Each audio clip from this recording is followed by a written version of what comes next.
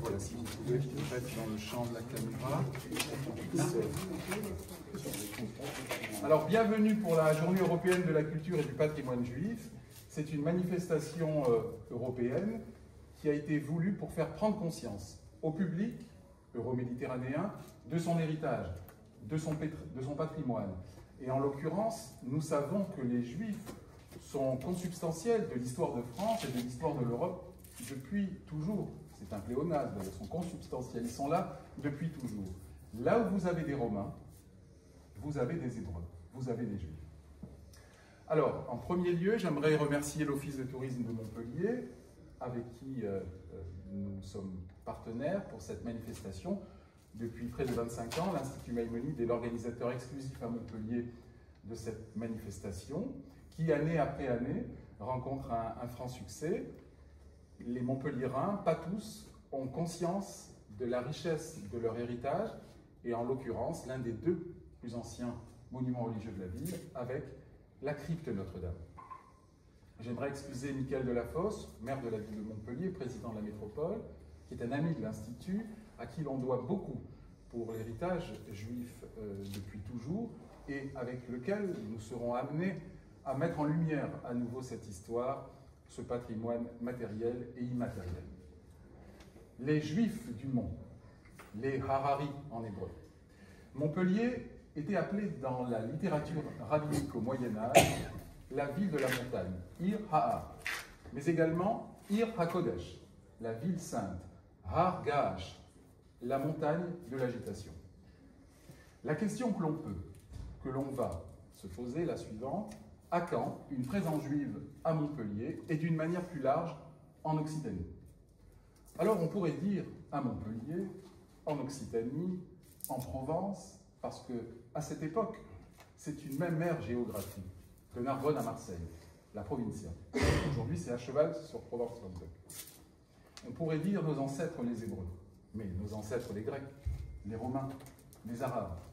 Tant il est vrai que les représentants de la loi mosaïque, que le peuple d'Israël diasporique, qui a été spolié de sa terre originelle, qui a été obligé d'errer de par les nations, nourrissant le rêve séculier de retour à Sion, a essaimé dans toutes ces contrées, apportant énormément aux contrées traversées, et ce peuple juif recevant également énormément de ces régions traversées. Il y a eu une interpénétration culturelle et religieuse entre le peuple juif et l'Europe. Alors ça a donné deux religions phares, 3 religions phares, les religions monothéistes, parce que les Juifs, en 70 de notre ère, quand ils voient la chute du temple de Jérusalem, Jérusalem en hébreu veut dire Ir Shalom, la ville de la paix, eh bien, pas tous restent sur place. Et il y en a qui restent sur place, contrairement à l'idée arrêtée que les Juifs sont tous partis du jour au lendemain. Ils ont erré de par les nations. Une partie de ce peuple d'Israël se serait perdue en Afrique. Ça a donné les Juifs africains, les Juifs noirs. Mais la plupart se sont plutôt dirigés vers l'Euro-Méditerranée et au cours des âges, étant perçus en 2 troncs distincts, troncs communs mais 2 branches distinctes, les Ashkénazes et les Séfarades.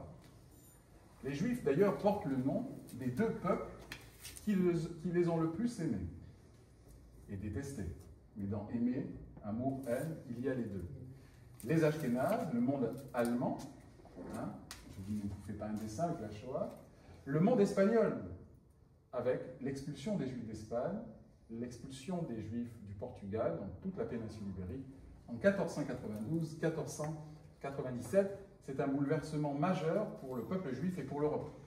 D'ailleurs, le roi d'Espagne, lors des manifestations pour le 500e anniversaire de l'expulsion des Juifs d'Espagne, qui correspond d'ailleurs à la découverte de l'Amérique de Christophe Colomb, lequel Christophe Colomb est vraisemblablement d'origine juive, il a dit « La chute de l'Empire espagnol commence avec le départ des Juifs ». Il faut nuancer, mais il est vrai que le départ de ces Juifs a été un bouleversement majeur quand l'Empire ottoman va les accueillir avec énormément de caravelles, et où ils bénéficieront, en terre d'islam, d'une vie un petit peu plus clémente. Mais pas d'histoire apologétique. La présence juive en terre d'islam s'est un peu mieux passée qu'en terre chrétienne, mais ce n'était pas un monde idyllique.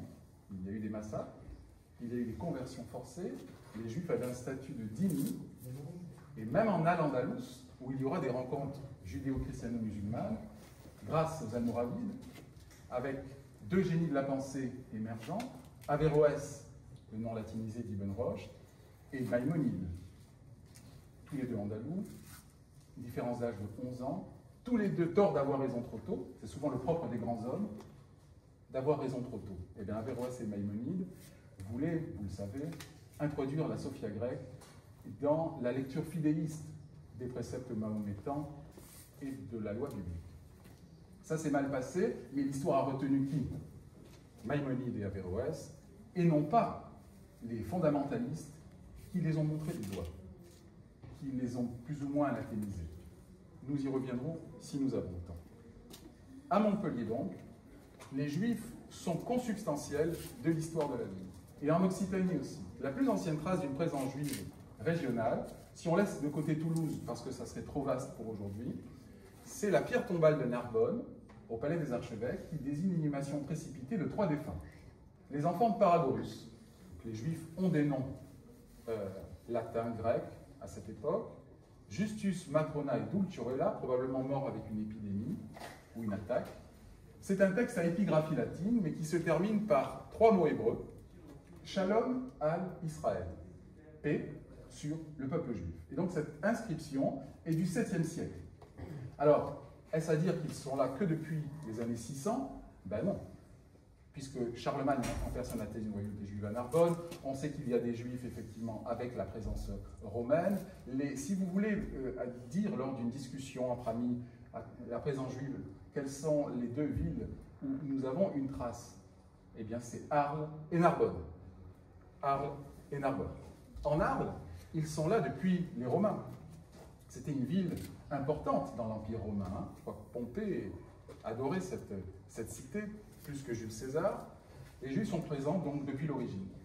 Et dans les années 400, lors de l'inhumation de l'évêque Saint-Hilaire, les Juifs vont même participer à la procession en récitant des élégies hébraïques, en pleurant la mort de ce prélat chrétien. C'est pour vous dire que dans le Haut Moyen-Âge, dans l'Antiquité et le Haut Moyen-Âge, les relations judéo-chrétiennes ne sont pas celles qu'elles sont au bas Moyen-Âge, à la fin du Moyen-Âge, près de la Renaissance, où l'Église est très anti-juive, anti tout ce qui n'est pas catholique. Évidemment, nous y reviendrons également. Donc à Montpellier, Montpellier n'est pas romaine, Montpellier a été édifié à la fin du Xe, on pense que les Juifs sont présents depuis l'origine, car ils sont aux alentours. Ils sont à Latte, Lati, ça a donné le patronyme Lattes, Latte, dès l'époque romaine. Ils sont à Lunel, ils sont dans toutes les localités plus anciennes. Donc, vraisemblablement, quand Montpellier naît, apparaît par le mariage de Marie de Montpellier, vous savez, eh bien, aux alentours, ils doivent être là, dans ce carrefour civilisationnel, dans ce carrefour commerçant, dans cette ville savante, puisque les Juifs sont très souvent savants ou commerçants. Était-ce leur choix? Non. Le peuple d'Israël, originel au Proche-Orient, était un peuple de bergers, de guerriers et de poètes, mais pas un peuple d'argent ou un peuple d'intellectuels. C'est l'Église qui oblige les Juifs à s'occuper des affaires d'argent, renvoyant le peuple d'Israël à la traîtrise de Juda. À certains moments, l'Église veut voir en le peuple juif Jésus. À d'autres moments, elle préfère voir Judas. Lecture fallacieuse de l'histoire, et un haut prélat du Vatican a même dit Judas n'est pas plus juif que Jésus. C'est anachronique.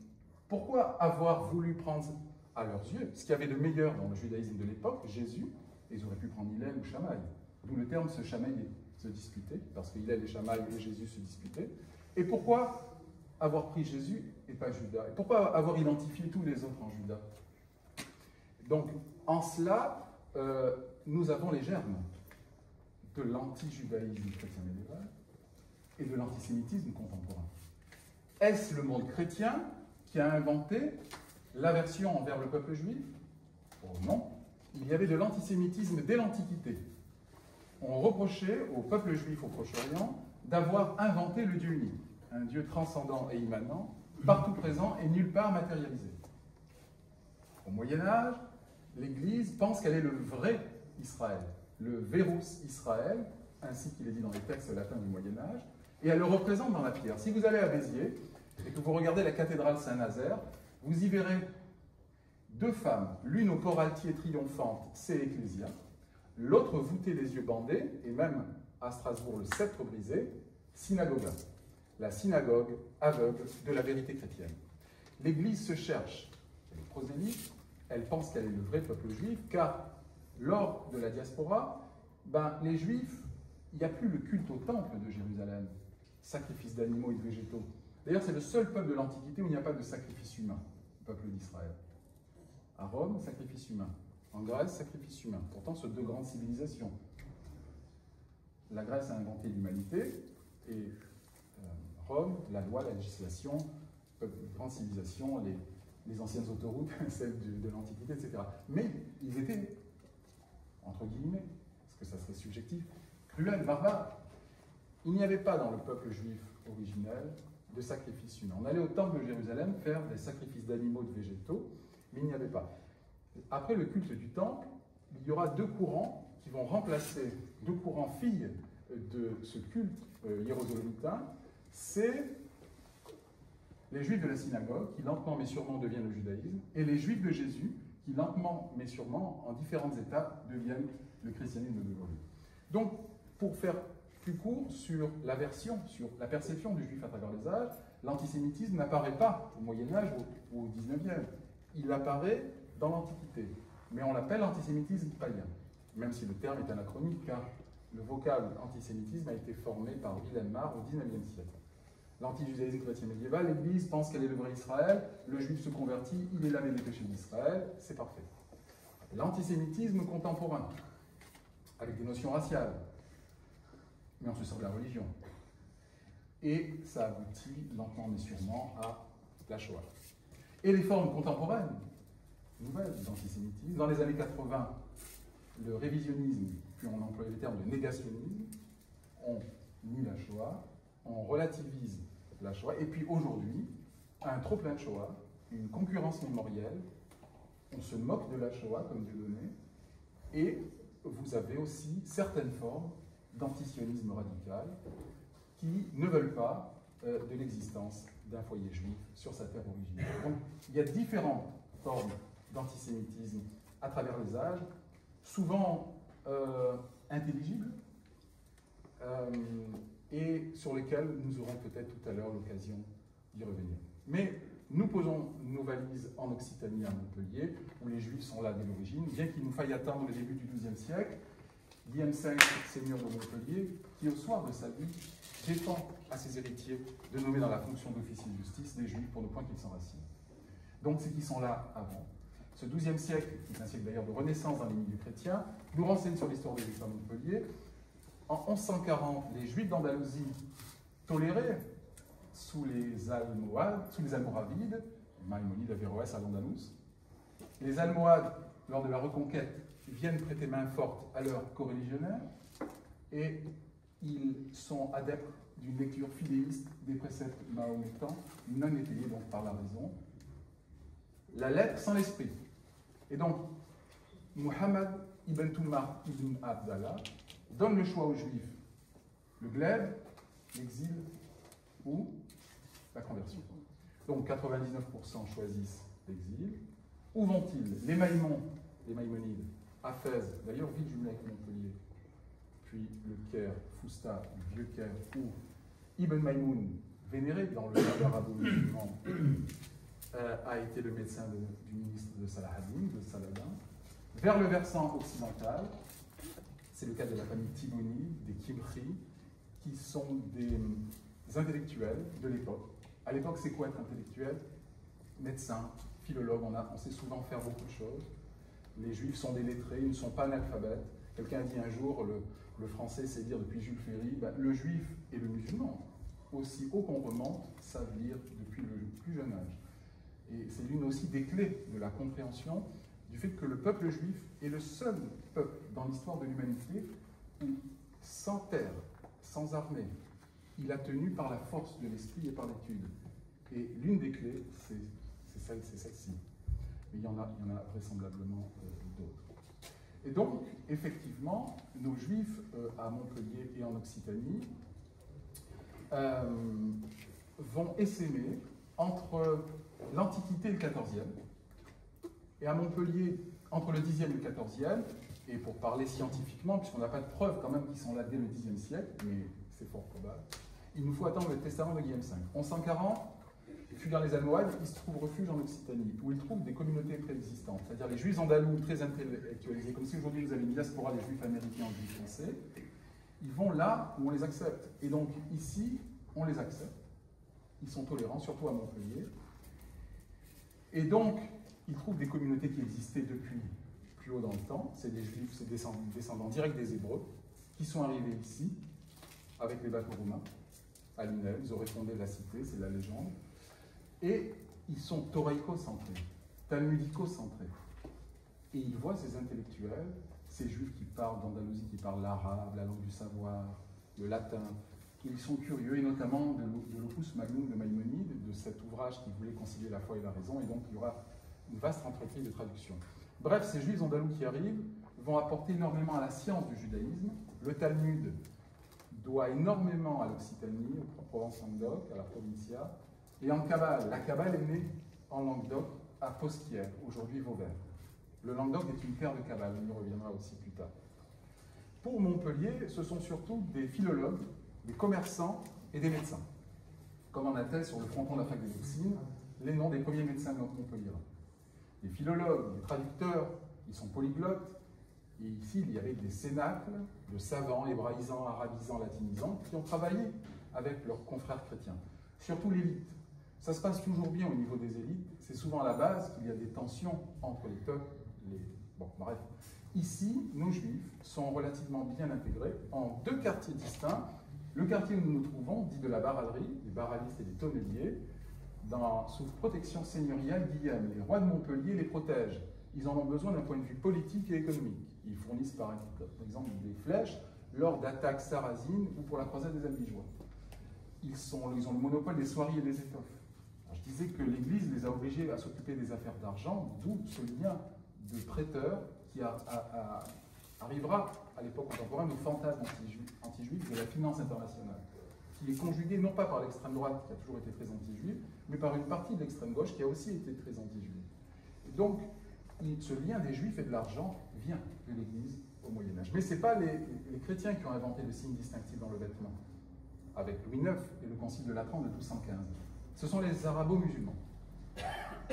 Au Maghreb, au Maroc, il y a le pacte d'Omar du 8e siècle qui oblige les non-mahométans, chrétiens, juifs et zoroastriens, à porter un signe distinctif dans le vêtement. Les chrétiens le reprendront avec la rouelle, la pièce d'étoffe ronde censée rappeler les deniers de Judas le traître, et Hitler reprendra sous la forme de l'étoile juive. Et c'est pour ça que le mouvement sioniste du XXe siècle prendra un signe d'infamie en un signe de fierté et posera cette étoile du roi David, mais qui n'est pas le symbole premier du peuple juif, c'est le chandelier à ses branches du temple de Jérusalem. Et on fera un signe de fierté en le posant sur un talit, un châle de prière, et c'est le drapeau de l'Israël contemporain. Donc ici, nos juifs, ils sont commerçants parce qu'ils ne peuvent pas cultiver la terre. L'Église les empêche de cultiver la terre pour pas qu'ils s'enracinent, au propre mot figuré. Donc ici, que font-ils? Eh bien, ils ont le monopole des souris et des étoffes, c'est des médecins, des intellectuels. C'est des quartiers non clos, on n'employait jamais le terme de ghetto avant le XVIe, avant Venise, parce que c'est anachronique et impropre. Les quartiers étaient ouverts. Certes, pas de mariage exogamique, certes, les juifs ne peuvent pas être propriétaires, mais tout de même, ça se passe relativement bien, et encore une fois, très bien au niveau des élites, comme le dernier du lignage Thibon, qui échange des recettes médicinales avec son confrère chrétien, Armand Goblaise, neveu d'Arnaud Grignol. Si Montpellier est ce qu'elle est aujourd'hui, c'est pas grâce aux Juifs, même si on l'entend souvent, c'est grâce à la transmission par les Juifs du savoir aristotélicien et de la médecine judéo-arabe médiévale. C'est surtout ces rencontres entre élites chrétiennes et juives autour du legs gréco-arabe qui a boosté l'enseignement médical, puis la fac de médecine, puis Montpellier par sa colonne vertébrale, l'université. Donc Montpellier doit beaucoup à sa communauté juive, et c'est sans doute pour cela que, clin d'œil à l'histoire, on a pu mettre à jour dans les années 80, grâce à des historiens curieux, grâce aux archives latines chrétiennes qui mentionnent une présence juive, sinon, et grâce surtout à Georges Frêche, qui a accepté d'enclencher un processus pour peut-être plus rien trouver, mais il était historien du droit, que l'on a aujourd'hui l'un des rares bains rituels juifs européens retrouvés. Les deux plus anciens sont en Israël, à Jérusalem et Massada notamment, de l'époque hérodienne, mais en Europe, il n'y en a pas beaucoup. Vous en avez à Paris, dans le Marais, ou sur l'île Saint-Louis, où il y avait des communautés juives? Non. Vous en avez à Marseille, à Aix, à Lyon? Vous avez un présumé mikvé à Cavaillon et Perpignan. Vous avez un mikvé à Bischheim, mais l'Alsace, il y a une présence continue de juifs. Car ici, ils sont expulsés à 14e. Au 14e, ils sont expulsés, et il n'y en a plus jusqu'à la Révolution française. À Pézenas, il y avait un quartier juif ouvert. C'était pas un ghetto, la mairie a d'ailleurs enlevé ce terme qui était impropre. Un quartier ouvert, il y en avait un, absolument. Là où vous avez des juifs, vous avez un mikvé, une synagogue. C'est obligé. Cette notion de purification par l'eau que l'on retrouve dans les religions juives, christianisme et islam, christianisme sous la forme du baptême et de l'eau bénite, ça coule de source, le mikvé. Car en fait, c'est quoi Jésus dans le Jourdain? Un rabbin qui fait un mikvé. On verra tout à l'heure, vous pouvez faire un mikvé dans toute eau naturelle. Il suffit effectivement d'avoir certaines conditions. Voilà. Donc, pour en revenir à nos juifs et pour conclure ce topo historique, nos juifs ici vont donner leur pleine mesure. Il y aura des controverses maïmonidiennes autour de la conciliation de la foi et de la raison. C'est ça la force du judaïsme occitan. C'est pas seulement il y avait des juifs ici et alors, il y avait de tout. C'est qu'ils ont transmis le savoir. Et qu'il y a eu une confrontation entre la foi et la raison à Montpellier. Et ce n'est pas un hasard. On n'a pas le temps de le développer aujourd'hui, mais peut-être lors des questions après, ou lors de conférences postérieures. La conciliation de la foi et de la raison, ça commence quelque part à Montpellier. Et ce n'est pas un hasard, parce que c'est une ville effervescente intellectuellement. Et donc, nous avons ici les Juifs qui se questionnent. Doit-on être avec des œillères comme les chevaux, thoraïco-centrés, talmudico-centrés, mais on a la même chose dans les religions filles, christianisme et islam. Et nous, ce qu'on prône à l'Institut Maïmonide, sans faire politique, c'est de dire que nous préférons Maïmonide aux rabbins qui ont anathémisé, les rabbins montpelliérains qui ont anathémisé Maïmonide. Nous préférons Averroès aux Almohades, et nous préférons bien évidemment Thomas d'Aquin, dit saint Thomas d'Aquin, aux tribunaux inquisitoriaux, ou encore à Torquemada. Donc, bref, toute cette histoire, vous pourrez la retrouver un peu sur notre site internet, dans des publications scientifiques, dans des ouvrages de vulgarisation et dans des revues grand public. On en a sorti une il y a 4-5 ans avec Midi Libre, Juifs d'Occitanie, une histoire méconnue. La Kabbale est née en Languedoc. Montpellier doit énormément à la médecine judéo-arabe. Et ça, le grand public n'en savait que très peu de choses. Et même sur la présence juive en France. Oh, ils sont arrivés avec les Ashkénazes, puis dans les pogroms. Oh, ils sont là depuis l'arrivée des Juifs du Maghreb. Ou d'ailleurs, ils sont présents avant les conquêtes arabes. En Algérie, les Juifs sont présents dès l'Antiquité. Bref, on n'a pas le temps de développer. À présent, nous allons nous immerger. Vous avez bien fait d'apporter vos maillots de bain. Et nous allons donc plonger dans 8 siècles d'histoire. Comme vous êtes fort nombreux, on va scinder le groupe en deux. 20 plus 20, vous aurez 10 minutes, maximum un quart d'heure d'attente. Et puis, ensuite, une fois que le premier groupe aura procédé à la lustration baptismale, le second groupe descendra et procédera ainsi à sa conversion au judaïsme. Ça vous va?